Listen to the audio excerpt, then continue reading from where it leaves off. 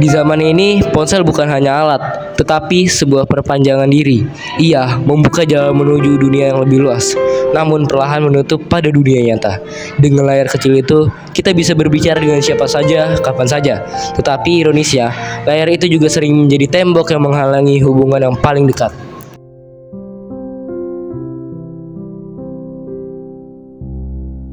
Aulia, peduli dan sensitif, ingin membangun hubungan lebih dekat di dunia nyata tetapi sering diabaikan. Bella, seorang influencer obsesif yang sibuk membuat konten media sosial. Kania, gamer yang terobsesi dengan game di ponselnya dan sering terisolasi dari dunia nyata. Atsila, pekerja kantoran yang kecanduan notifikasi pekerjaan, merasa sulit meninggalkan tanggung jawab profesional. Ibnu, komedian grup yang mencari hiburan lewat video atau meme di ponselnya. Wildan, sosok cuek yang menganggap ponsel sebagai alat komunikasi, tetapi tetap kecanduan scrolling media sosial. Rashid, teknologi geek yang selalu mencoba aplikasi dengan gadget terbaru, menganggap teknologi adalah segalanya. Fafian, pemikir introvert yang ingin semua orang lebih dekat, tetapi sering menyembunyikan keinginannya di balik layar ponsel. Kisah ini adalah tentang 8 teman. Mereka hidup dalam dunia yang sama, namun masing-masing tenggelam di dunianya sendiri.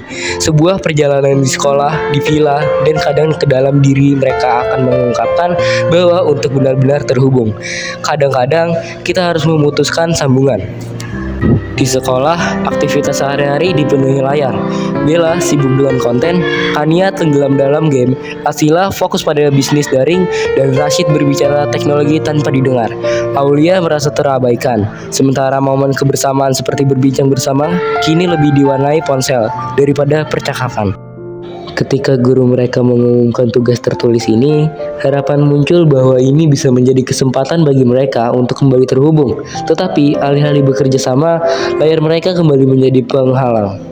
Aulia mencoba menyatukan mereka, tetapi pada akhirnya hanya Fafian mengusulkan ide yang luar biasa bermakna. Tetapi suaranya tenggelam di antara bunyi notifikasi, ketegangan meningkat, dan diskusi berakhir tanpa solusi. Proyek yang seharusnya menjadi alat untuk menyatukan mereka justru menjadi cerminan dari jarak yang semakin besar. Di tengah rutinitas yang penuh dengan layar, mereka memutuskan untuk pergi berlibur ke sebuah villa di luar kota. Perjalanan ini awalnya terasa seperti pelarian yang sempurna. Namun di mobil yang seharusnya penuh dengan canda tawa, mereka tetap tenggelam dengan layarnya masing-masing. Kania membawa powerbank cadangan agar game-nya tidak terputus. Bella sibuk merekam vlog perjalanan, dan Atsila terus memeriksa pesanan pelanggan. Rashid membahas aplikasi terbaru. Bahkan dalam perjalanan bersama, mereka tetap terpisah.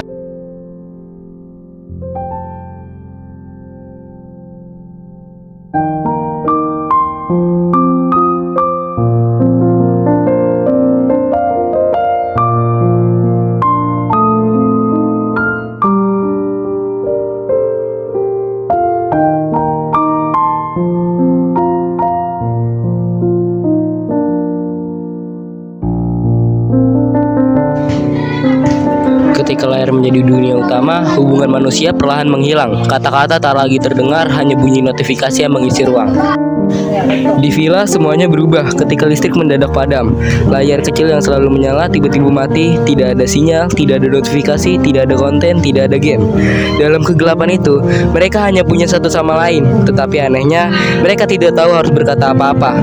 Kebiasaan untuk berbicara telah digantikan oleh pesan teks dan emoji. Keheningan terasa canggung. Bella gelisah tanpa kameranya, Kania bingung tanpa gamenya, dan Atsila panik memikirkan pesan yang mungkin terlewat. Hanya Aulia dan Fafian yang mencoba mengatasi situasi, mengajak yang lain untuk berbicara atau bermain permainan sederhana. Di tengah kegelapan, sesuatu perlahan berubah. Tawa kecil mulai terdengar. Keheningan berubah menjadi percakapan, dan percakapan menjadi kebersamaan.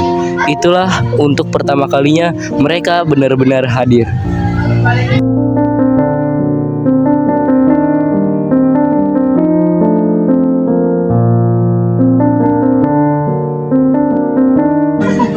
Ketika pagi tiba, mereka memutuskan untuk keluar villa mencari sinyal. Namun, tanpa peta digital, perjalanan itu menjadi lebih sulit dari yang mereka bayangkan. Mereka harus mengandalkan kerjasama, sesuatu yang sudah lama hilang di antara mereka. Bella yang kehilangan kameranya merasa kehilangan arah, sementara Kania terus mengeluh. Tetapi di sisi lain, Aulia, Favian, dan Ibnu mulai berbicara lebih sering. Perjalanan itu tidak hanya membawa mereka kembali ke villa, tetapi juga kembali ke satu sama lain.